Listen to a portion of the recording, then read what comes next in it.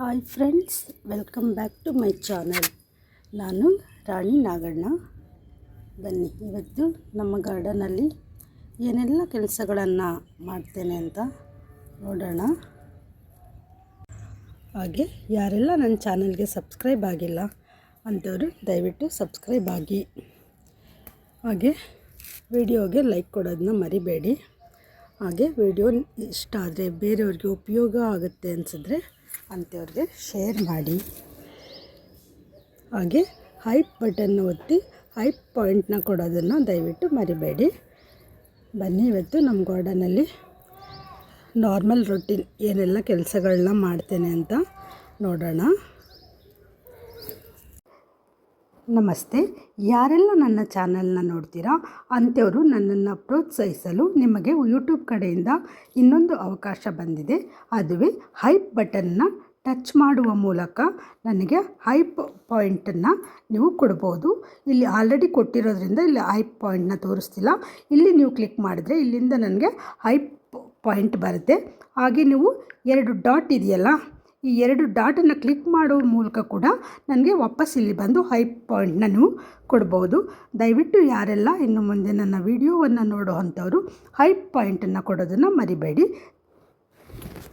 ಹಾಗೆ ಬೆಳಗಿನ ಕೆಲಸ ನಮ್ಮದು ಮಾಮೂಲಿ ಪ್ರಾಪರಾಗಿ ಬೆಳಗ್ಗೆ 8 ಗಂಟೆ ಒಳಗೆ ನಾವು ನೀರು ಹಾಕ್ತೀವಿ, ಅದು ನಮ್ಮ ಅಭ್ಯಾಸ. ಹಾಗೆ ಹಾಕಿ ಇವತ್ತು ಮುಗಿಸ್ತೇನೆ.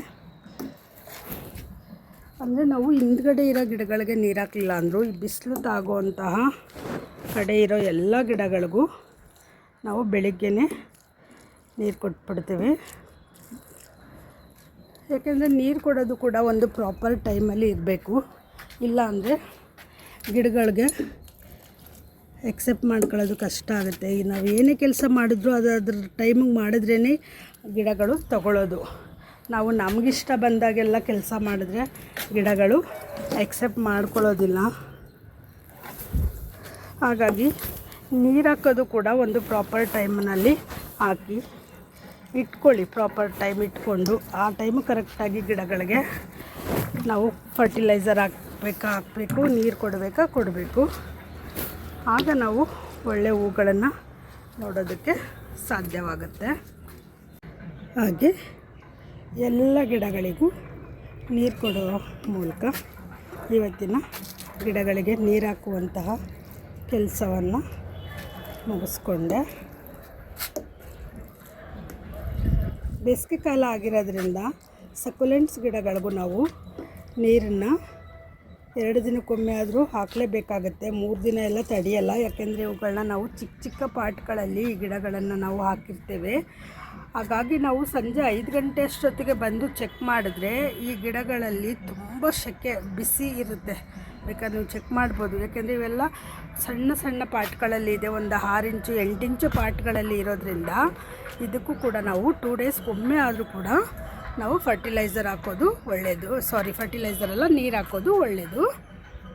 ನಮ್ಮನೆ ಗಣಗಿಲೆ ಗಿಡದಲ್ಲಿ ಎಷ್ಟೊಂದು ಮೊಗ್ಗೆಲ್ಲ ಬಂದಿದೆ ನೋಡಿ ಫ್ರೆಂಡ್ಸ್.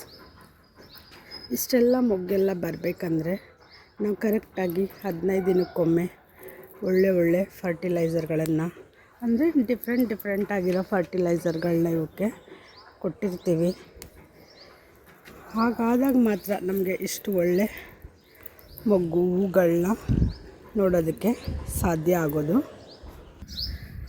ಹಾಗೆ ನೋಡಿ ಎಷ್ಟೊಂದು ಟೊಮೊಟೊ ಹಣ್ಣುಗಳು ಬಿಟ್ಟಿದೆ ನಮ್ಮ ಮನೆಯಲ್ಲಿ. ಇದೇನು ನನ್ನ ಗಿಡ ಹಾಕಿರಲಿಲ್ಲ, ಇದಾದಾಗಿ ಅದೇ ಹುಟ್ಟಿರೋ ಅಂಥದ್ದು. ಇವತ್ತು ಕಿತ್ಕೊಳ್ಳೋಣ. ತುಂಬ ಹಣ್ಣಾಗಿದೆ, ಸುಮಾರು ದಿನ ಆಗಿದೆ ಹಣ್ಣಾಗಿ ಈ ಟೊಮೊಟೊ. ಕಿತ್ಕೊತಾ ಇದ್ದೀನಿ ಇವತ್ತು. ಫ್ರೀಯಾಗಿ ಬಂತು.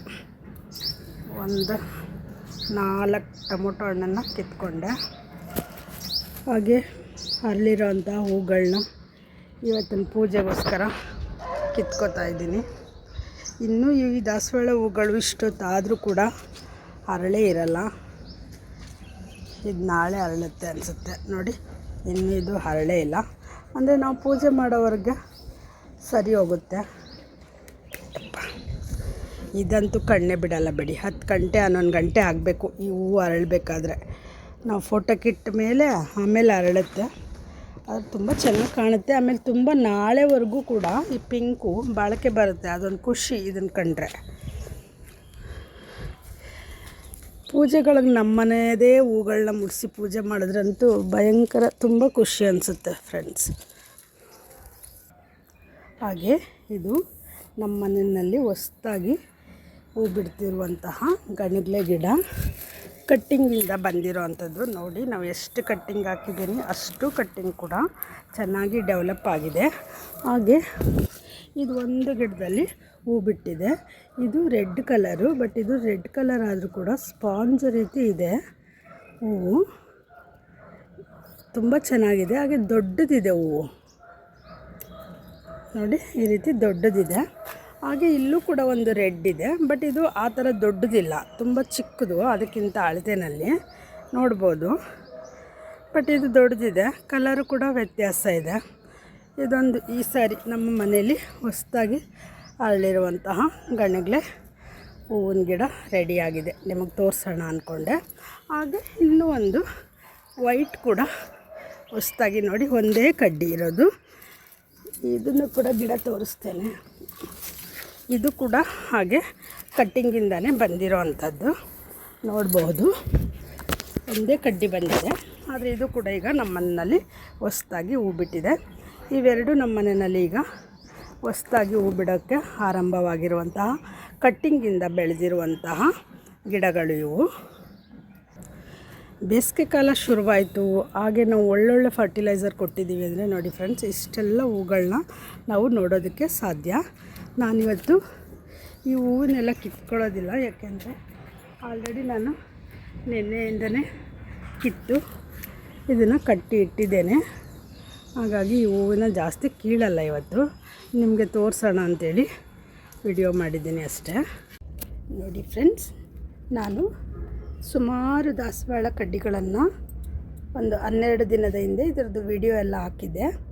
ಅಷ್ಟು ಬೇಗ ಎಲ್ಲ ಗಿಡಗಳು ಒಡೆದಿದೆ, ಚಿಗುರುಗಳು ಬಂದಿದೆ ನೋಡ್ಬೋದು.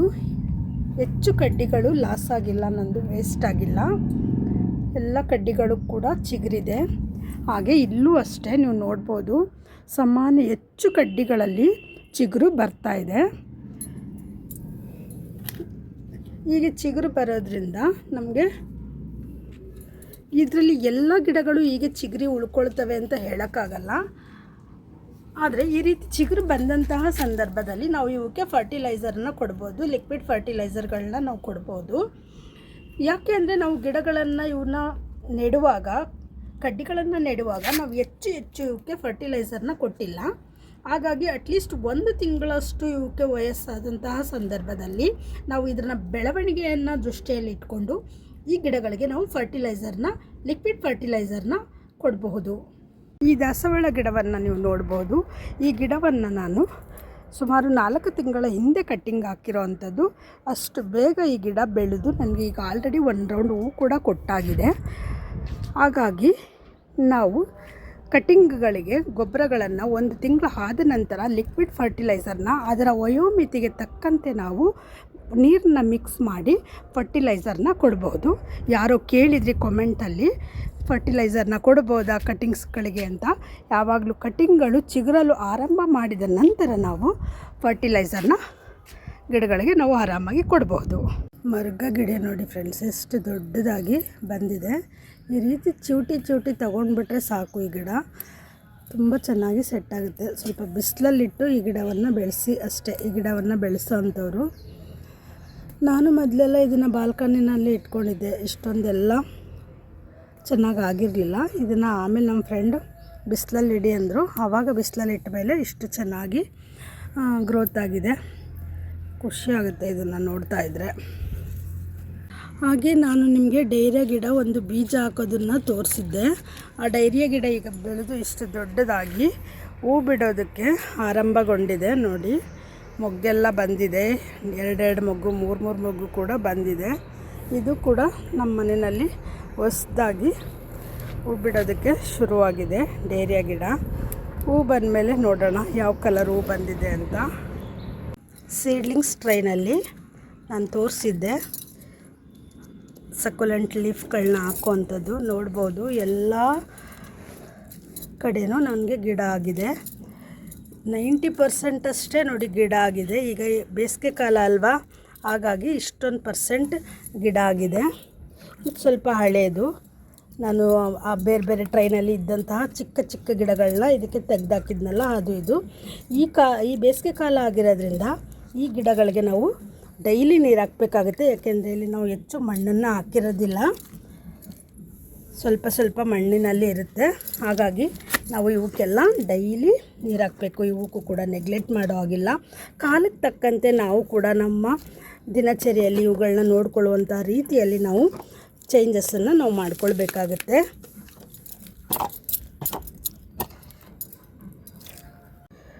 ನೋಡ್ಬೋದು, ಎಲ್ಲ ಟ್ರೈನಲ್ಲೂ ಸುಮಾರು 80-90% ಅಷ್ಟು ನನಗೆ ಗಿಡಗಳು ಆಗೋದಕ್ಕೆ ಶುರುವಾಗಿದೆ.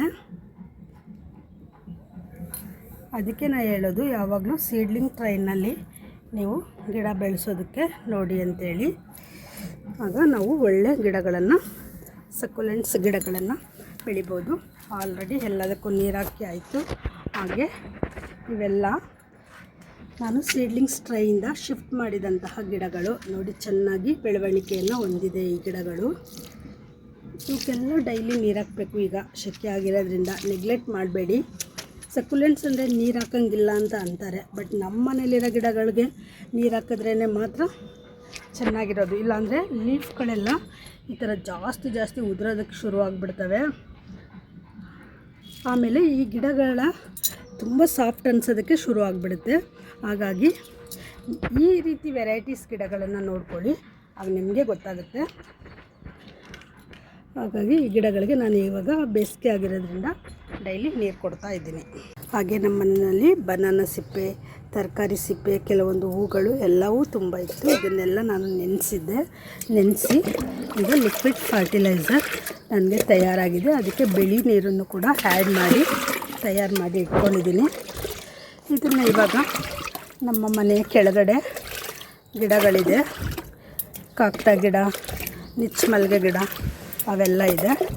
ಅದಕ್ಕೆ ಹಾಕೋಣ ಅಂಥೇಳಿ ತಗೊಂಡೋಗ್ತಾ ಇದ್ದೀನಿ. ಇದು ನಮ್ಮ ಮನೆಯ ಕೆಳಗಡೆ ಇರುವಂತಹ ವೀಳ್ಯದೆಲೆ ಬಳ್ಳಿ, ಹಾಗೆ ಕಾಕ್ಟ ಗಿಡ. ಇವನ್ನೆಲ್ಲ ನಾನು ಕಟ್ಟಿಂಗ್ ಮಾಡೋದು, ಪ್ರೂನಿಂಗ್ ಮಾಡೋದೆಲ್ಲ ತೋರಿಸಿದ್ದೆ. ಈಗ ಇದಕ್ಕೆ ಫರ್ಟಿಲೈಸರ್ನ ಕೊಡ್ತಾಯಿದ್ದೀನಿ. ನಾವಿದರಲ್ಲಿ ಬಾಳೆಹಣ್ಣಿನ ಸಿಪ್ಪೆಯನ್ನು ಬಳಸಿರೋದ್ರಿಂದ ಬಾಳೆಹಣ್ಣಿನ ಸಿಪ್ಪೆನಲ್ಲಿ ಪೊಟ್ಯಾಷ್ ಇರುತ್ತೆ, ಹಾಗೆ ಮೆಗ್ನೀಷಿಯಮ್ ಇರುತ್ತೆ. ಇಂತಹ ಫರ್ಟಿಲೈಸರ್ಗಳನ್ನ ನಾವು ಬಳಸೋದ್ರಿಂದ ಗಿಡಗಳಲ್ಲಿ ಒಳ್ಳೆಯ ಅತ್ಯುತ್ತಮವಾದ ಫಲಿತಾಂಶವನ್ನು ನಾವು ನೋಡ್ಬೋದು. ಇದು ಗಿಡ ನೆಲದಲ್ಲಿ ಇರೋದ್ರಿಂದ ಬೇಬಿ ಪ್ಲ್ಯಾಂಟ್ಸ್ ಎಲ್ಲ ಹೀಗೆ ತುಂಬ ಚೆನ್ನಾಗಿ ಬರುತ್ತೆ. ಮನೆ ಮುಂದೆ ಸ್ವಲ್ಪ ಜಾಗ ಬಿಟ್ಕೊಂಡಿರ್ತೀವಲ್ಲ, ಅಂಥ ಕಡೆ ನಾನು ಈ ಗಿಡವನ್ನು ಹಾಕಿದ್ದೇನೆ. ಈ ಗಿಡಗಳಿಗೂ ಕೂಡ ನಾವು ಹೂ ಬಿಡೋ ಅಂಥ ಟೈಮ್ ಆಗಿರೋದ್ರಿಂದ ಇದಕ್ಕೂ ಕೂಡ ನಾವು 20 ಡೇಸ್ಗೆ ಒಂದು ಸಾರಿ ಆದರೂ ಫರ್ಟಿಲೈಸರ್ನ ಕೊಡಬೇಕು.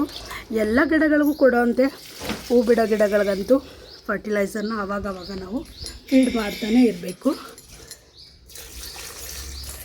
ಹಾಗೆ ಇಲ್ಲಿ ಒಂದು ನಿಚ್ಚಮಲ್ಲಿಗೆ ಗಿಡ ಇದೆ, ಅದಕ್ಕೂ ಕೂಡ ಫರ್ಟಿಲೈಸರ್ನೆಲ್ಲ ಕೊಟ್ಟೆ.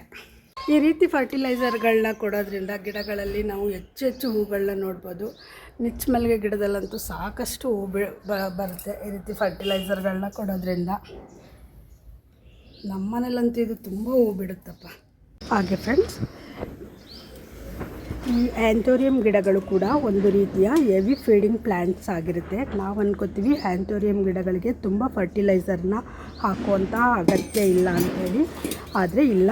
ನನ್ನ ಪ್ರಕಾರ ಇಷ್ಟೆಲ್ಲ ಹೂ ಬಿಡಬೇಕು, ಚೆನ್ನಾಗಿ ಒಣಗದೆ ಹೂಗಳು ಹೆಚ್ಚು ದಿನ ಬಾಳಿಕೆ ಬರಬೇಕು ಅಂದರೆ ನಾವು ಇದಕ್ಕೆ ಫರ್ಟಿಲೈಸರ್ನ ಕೊಡ್ತಾ ಇರಬೇಕು. ಅಟ್ಲೀಸ್ಟ್ 10 ದಿನಕ್ಕೊಮ್ಮೆ ಆದರೂ ಕಾಫಿ ಪುಡಿಯಿಂದ ತಯಾರಿಸಿದ ಫರ್ಟಿಲೈಸರ್ ಇರ್ಬೋದು, ಅಥವಾ ಬನಾನಾ ಫರ್ಟಿಲೈಸರ್ನ ನಾವು ಈ ಗಿಡಗಳಿಗೆ ಕೊಡಬೇಕು. ಇದು ಕೂಡ ಒಂದು ಹೆವಿ ಫೀಡಿಂಗ್ ಪ್ಲ್ಯಾಂಟ್ ಅನ್ನೋದನ್ನ ಈ ಗಿಡ ಇರೋರು ಮರಿಬಾರ್ದು. ಎಲ್ಲರೂ ಏನಂತಾರೆ, ಈ ಗಿಡಕ್ಕೆ ಏನು ಹೆಚ್ಚಿಗೆ ಫರ್ಟಿಲೈಸರ್ನ ಕೊಡೋ ಅಗತ್ಯ ಇಲ್ಲ ಅಂತ ಹೇಳ್ತಾರೆ. ಆದರೆ ನಾನು ನೋಡಿರೋ ಪ್ರಕಾರ ಈ ಗಿಡಗಳು ಕೂಡ ಒಂದು ಹೆವಿ ಫೀಡಿಂಗ್ ಪ್ಲ್ಯಾಂಟ್ ಆಗಿರುತ್ತೆ.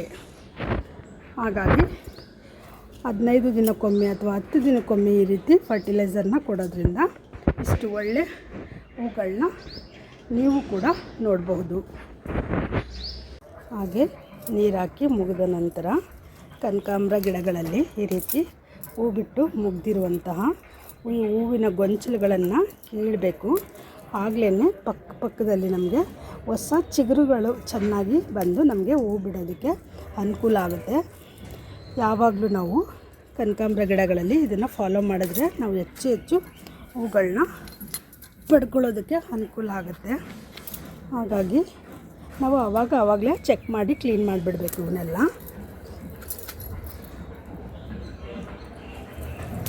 ನೋಡಿ ಇದನ್ನು ತೆಗೆದ್ರೆ ಇಲ್ಲೇ ನಮಗೆ ಹೊಸ ಚಿಗುರು ಬರುತ್ತೆ. ಈ ಥರ ಪಕ್ಕದಲ್ಲೇ ಅದು ತುಂಬ ದಷ್ಟಪುಷ್ಟವಾಗಿ ಬಂದು ನಮಗೆ ಒಳ್ಳೆ ಹೂವನ್ನು ಮತ್ತು ಗಿಡ ಬುಷಿಯಾಗಿ ಬೆಳೆಯೋದಕ್ಕೆ ಅನುಕೂಲ ಆಗುತ್ತೆ. ಹಾಗಾಗಿ ನಾವು ಮುಗ್ದಿದೆ ಅಂತ ಗೊತ್ತಾದ ತಕ್ಷಣ ನಾವು ಅಂತಹ ಬಳ್ಳಿಗಳನ್ನು ಈಗ ಚಿವುಟಿ ಹೂಗೊಂಚಲುಗಳನ್ನು ಚಿವುಟಿ ತೆಗೆದು ಬಿಡಬೇಕು. ಎಲ್ಲ ಗಿಡಗಳಲ್ಲೂ ನಾನು ಇವತ್ತು ತೆಗಿತಾ ಇದ್ದೀನಿ ಆ ರೀತಿ ಇರೋವಂಥದ್ದನ್ನು. ಹಾಗೆ ಇವತ್ತಿನ ನನ್ನ ಗಾರ್ಡನ್ನ ಬೆಳಗಿನ ನನ್ನ ಎಲ್ಲ ಕೆಲಸಗಳು ಮುಗೀತು. ಬಿಸಿಲು ಜಾಸ್ತಿ ಆಯಿತು, ಹಾಗಾಗಿ ಮನೆಗೆ ಹೋಗ್ತಾ ಇದ್ದೀನಿ. ನೋಡಿ ನಾವು ಹಾಕಿರೋ ಸಿಪ್ಪೆ ಎಲ್ಲ ಎಷ್ಟು ನೀಟಾಗಿ ಡ್ರೈ ಆಗಿದೆ. ಇದನ್ನೆಲ್ಲ ಚೀಲಕ್ಕೆ ತುಂಬಿಸಿ ಎತ್ತಿಡಬೇಕು. ಬಟ್ ಇವತ್ತು ಆಗಲಿಲ್ಲ, ನಾಳೆ ಮಾಡ್ತೀನಿ. Bye friends.